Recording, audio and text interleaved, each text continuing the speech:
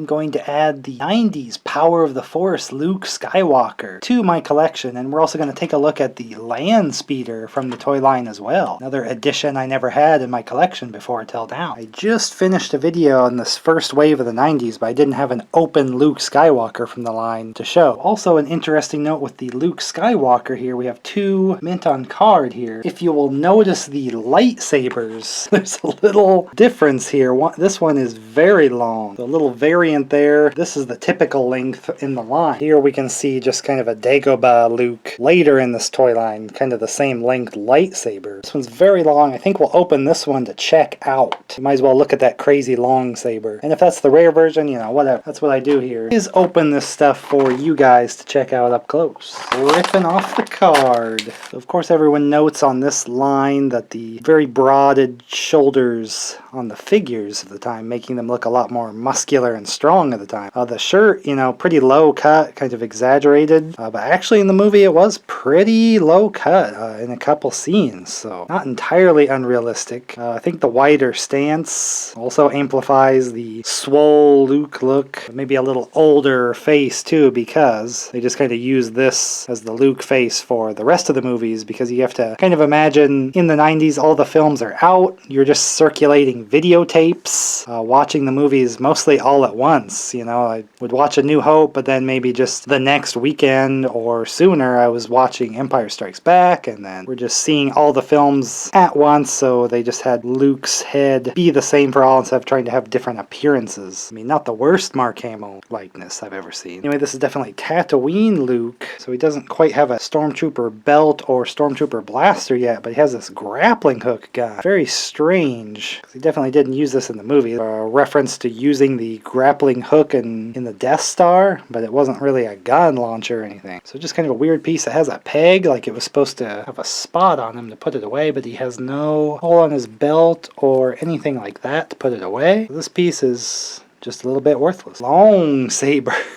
Why so long? Look at this!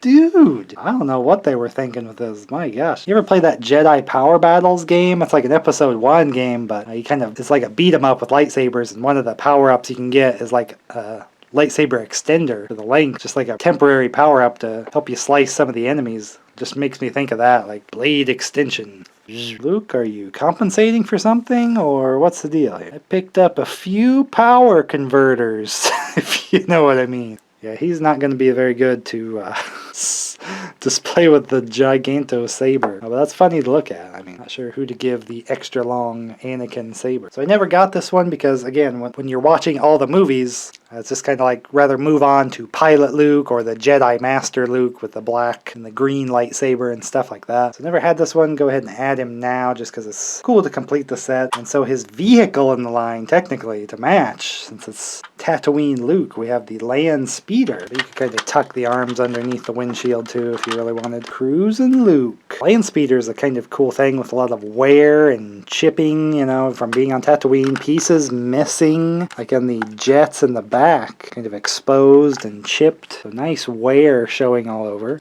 Got this little front compartment that you can kind of check out the engine sticker inside.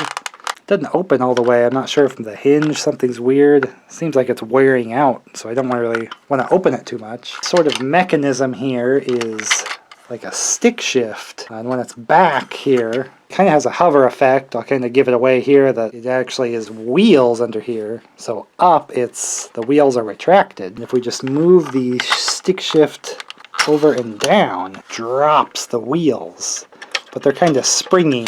So when we put it here, you get a little bit of a float effect, and then it will roll too. So just kind of a cool bonus there. I like the springiness with the hover there. And it does hide the wheel pretty well as long as you're looking at it from an upper angle. Never got to have the Landspeeder. I like this one from the 90s to go with a lot of my other stuff. Well, there's some foot pegs in the back, although I don't know what figure would really benefit from that other than if you're just kind of playing and maybe they're standing on the back, shooting a laser gun for whatever reason. Not really anything from the movie, but just for play reasons. If we wanted a full Landspeeder here with Kenobi and Luke, problem being 3PO, there's maybe just enough space, but yeah, I mean, in the movie I think his legs were kind of down into the back or the seat. R2 is just laying on the back because he is just not equipped to ride in a vehicle like this. But you can kind of do the drive into Mos Eisley a little bit because there's just enough room to get 3PO on here without it looking totally ridiculous. I wouldn't call it accurate by any means, even if you had a more articulated C-3PO than this just 5-pointer that's from the line. Kenobi would have rode into town with his extended blade here. I don't know if any stormtroopers would have really messed with him there.